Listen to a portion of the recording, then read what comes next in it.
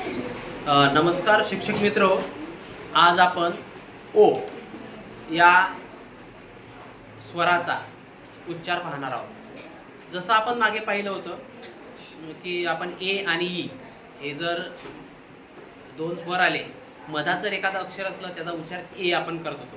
जसं आपण या ठिकाणी पाहूया बघा, समजा टी एक ई हा एक शब्द आहे।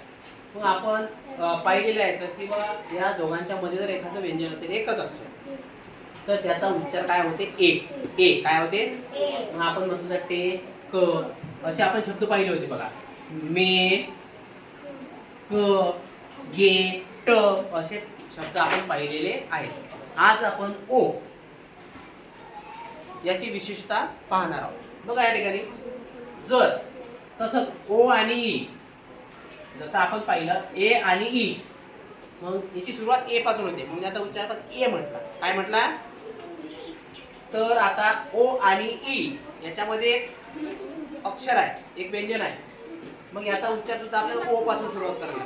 कशापासून ओ, कशापासून दिव्या, कशापासून ओ।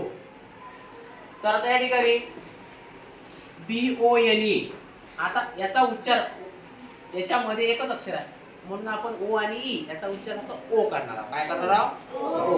मग बी ओ चा काय होते आणि यांचा न, एवढंच करायचं। काय झालं मग एवढंच लक्ष ठेवा। पुढे संकेत एच ओ चा काय होते हो आणि एम चा आता याचा ओ उच्चार का करू राहिलो, कारण ओ आणि ई याच्यामध्ये एक व्यंजन आहे। असं जर कुठलं तरी अक्षर असलं तर त्याचा उच्चार आपण असंच करायचा। मग काय आलं हो म। आता हे सांगा रो शाबास, एच ओ पी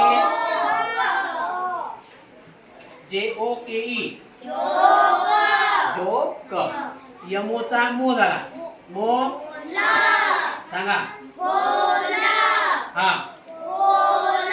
शाबास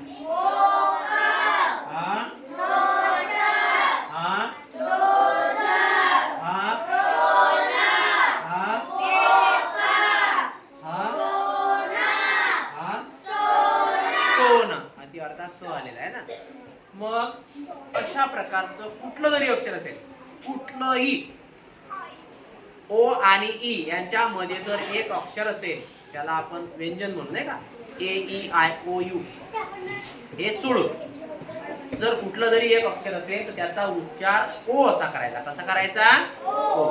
तर आज आपण विद्यार्थ्यांना ही जी रचना आहे ही रचना समजून सांगायची आहे आणि त्यानुसार विद्यार्थ्यांकडून आपल्याला भरपूर असा सराव करून घ्यायचा आहे। आता मी या ठिकाणी काही विद्यार्थी आहेत त्यांना मी आता शब्द देतो आणि ते उच्चार करतात का आपण पाहूया। समजा बाळांनो लक्ष द्या, समजा असा आहे, असा शब्द आहे, मला फक्त याचा उच्चार सांगा तुम्ही, आता तुम्हाला येते की नाही। हे काय झालं स्मोक, काय झालं स्मोक, म्हणजे आलं लक्षात की याच्यामध्ये एक जर अक्षर असलं त्याचा उच्चार ओ असा होते। बरोबर आहे। तर आजच्या दिवशी आपण इथंच थांबूया। धन्यवाद।